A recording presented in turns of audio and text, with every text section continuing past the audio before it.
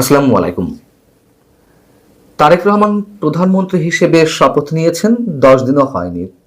তার মধ্যেই তার সৈন্য সামন্তরা যেভাবে তেলের ড্রাম নিয়ে বসে তৈলমর্দন শুরু করেছেন আর চটকদার সব বক্তব্য দিচ্ছেন, তাতে করে তারেক রহমানকেও আমাদের সামনে সম্ভবত স্বৈরাচার হিসেবে প্রতিষ্ঠিত হতে খুব বেশি দিন সময় অপেক্ষা করতে হবে না।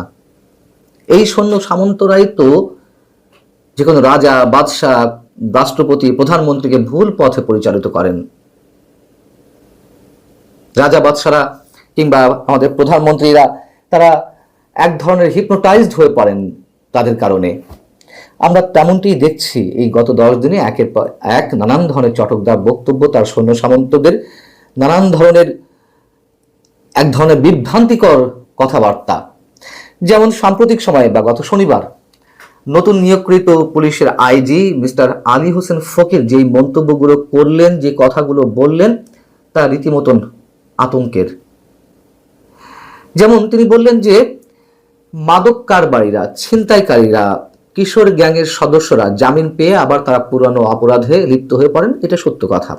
এখন তাদেরকে দমন করতে বা তাদেরকে সঠিক জায়গায় নিয়ে আসতে কি করতে হবে? তিনি বললেন যে এই ধরনের মামলায় যারা জামিন পেয়ে আসছেন, যে অপরাধীরা, তাদেরকে প্রতি সপ্তাহে থানার ওসির কাছে হাজিরা দিতে হবে এবং বলে আসতে হবে, স্যার আমি ভালো হয়ে গেছি।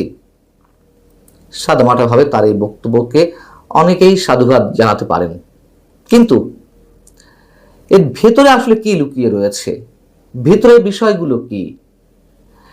যারা এই ধরনের মামলায়, অর্থাৎ বিশেষ করে মাদক মামলায়, ছিনতাই মামলায়, চাঁদাবাজির মামলায় আটক হচ্ছেন, তারা কি সবাই প্রকৃত অপরাধী?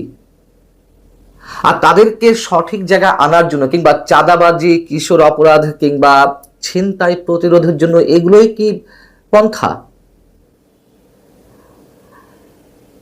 যারা এসব মামলায় আটক হচ্ছেন, আমরা মোটামুটি সবাই পরিষ্কার, সবাই স্পষ্ট যে অধিকাংশ মানুষই ষড়যন্ত্রের শিকার হয়ে এসব মামলায় আটক হচ্ছেন। প্রকৃত যারা চাঁদাবাজ, প্রকৃত যারা অপরাধী, তারা ধরাছোঁয়ার বাইরে থেকে যান।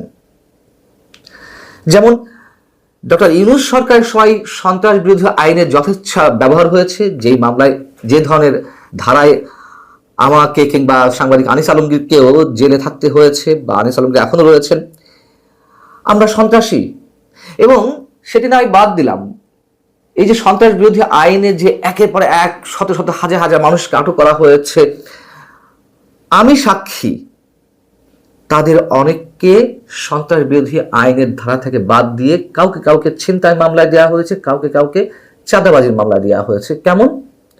ধরুন কোনো এক ভদ্রলোক হয়তো কোনো একটা মিছিলের আশপাশে ছিলেন, তাকে আটক করা হয়েছে, তিনি বলেন আমি তো আওয়ামী লীগের কোনো মিছিলে যাইনি।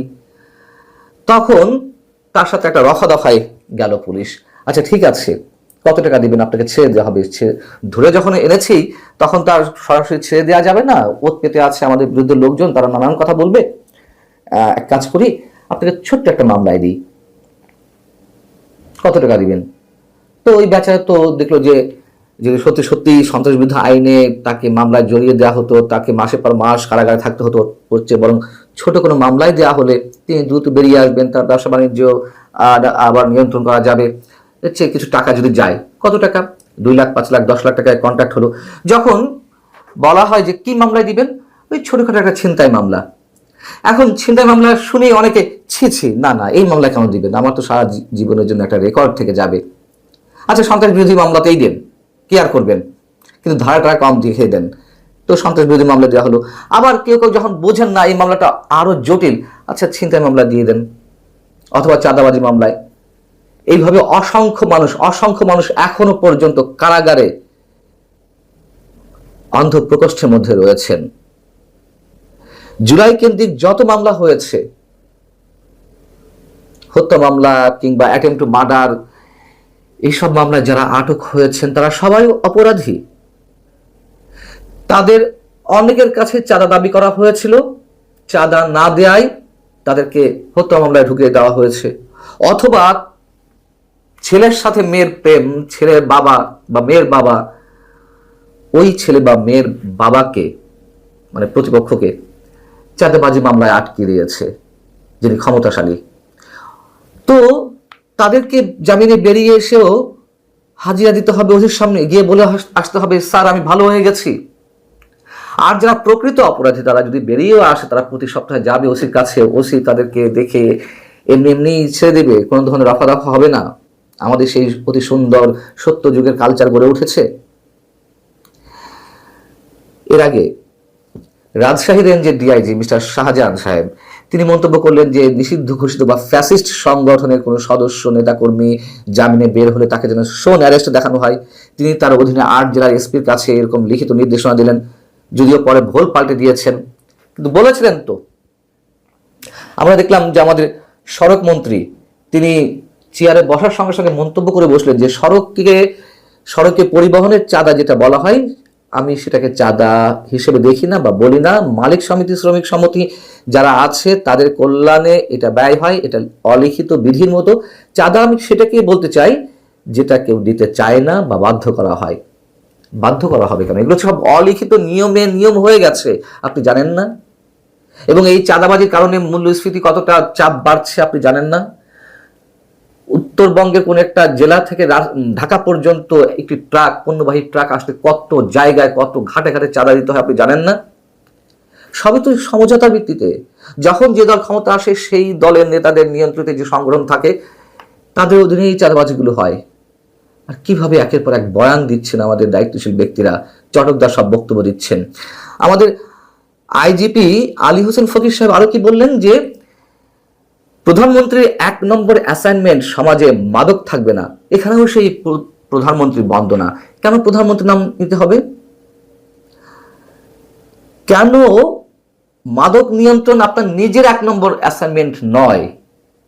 প্রধানমন্ত্রী নির্দেশ না দিলে নিজের অ্যাসাইনমেন্ট অনুযায়ী কাজ করা যাবে না, মাদক নির্মূল করা যাবে না, সন্ত্রাস নির্মূল করা যাবে না? কোন ধরনের কথাবার্তা? আমরা তো এর আগে গত 15.5 বছর ধরে দেখেছি সেই একইভাবে শেখ হাসিনা বন্দনা, কিছু হলেই মাননীয় প্রধানমন্ত্রীর নির্দেশ।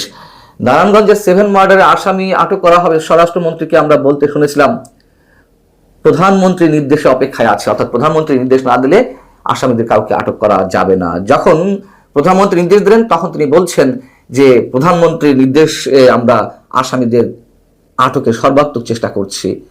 বনানীতে যখন ভয়াবহ অগ্নিকাণ্ডের ঘটনা ঘটল কোনো একবার, তখন গণপূর্ত মন্ত্রীকে আমরা বলতে শুনেছিলাম প্রধানমন্ত্রীর নির্দেশে আমরা যথাসাধ্য চেষ্টা করে যাচ্ছি। মানে প্রধানমন্ত্রীর নির্দেশ না দিলে আগুন নেভানো যেত না, বা আগুন নেভানোর জন্য যথাসাধ্য চেষ্টা করার দরকার ছিল না। কি অদ্ভুত সব বক্তব্য আমাদের সামনে। এবং এই যে এগুলো সব প্রধানমন্ত্রীকে তেল মারার মতো কথাবার্তা ছিল।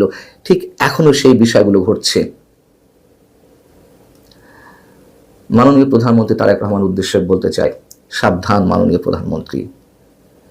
শেখ হাসিনা সরকারের পতনের পেছনে এই ধরনের তেলবাজ মানুষেরা, তোষামতকারী ব্যক্তিরা যে ভূমিকায় অবতীর্ণ ছিলেন তার কারণে তার পতনটা হয়েছে। অনেকগুলো কারণের মধ্যে এটিও একটি কারণ। তার মধ্যে নিশ্চয়ই সাংবাদিকরাও ছিলেন তোষামতকারীদের মধ্যে। তাতে কারণে শেখ হাসিনা আরো বেশি স্বৈরাচার হয়ে উঠেছিলেন। আমাদের আইজিপি ওই একই বক্তব্যের সময় আরো যারা বলছিলেন তা হচ্ছে এরকম যে মানে সড়ক দখল করে বিভিন্ন দোকানপাট বসানোর ক্ষেত্রে তিনি বলছিলেন যে ফুটপাতে আগে দেখেছি এলাকার প্রভাবশালী লোক এবং আমাদের প্রশাসনেরও দুর্নাম আছে, জয়েন্টলি তারা এখান থেকে চাঁদা তোলে, এজন্য এগুলো ক্লিন হয় না। আমরা এই জন্য হলিডে মার্কেট দিতে চাই। হলিডে মার্কেট হলে চাঁদাবাজি বন্ধ হয়ে যাবে সব ধরনের। আপনি তো স্বীকার করে দিলেন যে পুলিশের মধ্যে একটা অংশ সরকারি দলের ছাত্র নেতাদের সঙ্গে হোক, ছাত্র সংগঠন হোক, তাদের সঙ্গে মিলেমিশে চাঁদা তোলে। জানেন তো বিষয়টি? নির্মূল করতে পারবেন তো? আগে ছাত্রলীগ আর পুলিশ একাকার হয়ে ফুটপাত থেকে চাঁদা তুলতো, এখন ছাত্র দলের নেতাকর্মীরা একসাথে পুলিশের সঙ্গে মিলেমিশে কাঁধে কাঁধ মিলিয়ে চাঁদা তুলবে। বলুন তো, চ্যালেঞ্জ করুন তো যে হ্যাঁ সেটি বন্ধ করবেন, হলিডে মার্কেট করা না গেলেও আপনার নিজের পেশার যেসব ব্যক্তিরা এর সঙ্গে জড়িত তাদের বিরুদ্ধে ব্যবস্থা নেবেন। চ্যালেঞ্জ করলাম, পারলে ঘোষণা দিন। পারবেন না। তার কারণ এই চাঁদাবাজির টাকা প্রতিদিন যে শত শত কোটি টাকা ফুটপাত থেকে ওঠে, সেই শত শত হাজার হাজার কোটি টাকার ভাগা কোন শীর্ষ পর্যায় পর্যন্ত যায় আমাদের বেশ জানা আছে। প্রধানমন্ত্রীর দোহাই দিয়ে আল্লাহর ওয়াস্তে আর কিছু করবেন না, এবং আপনারা করে যাবেন সেটিও আমরা জানি।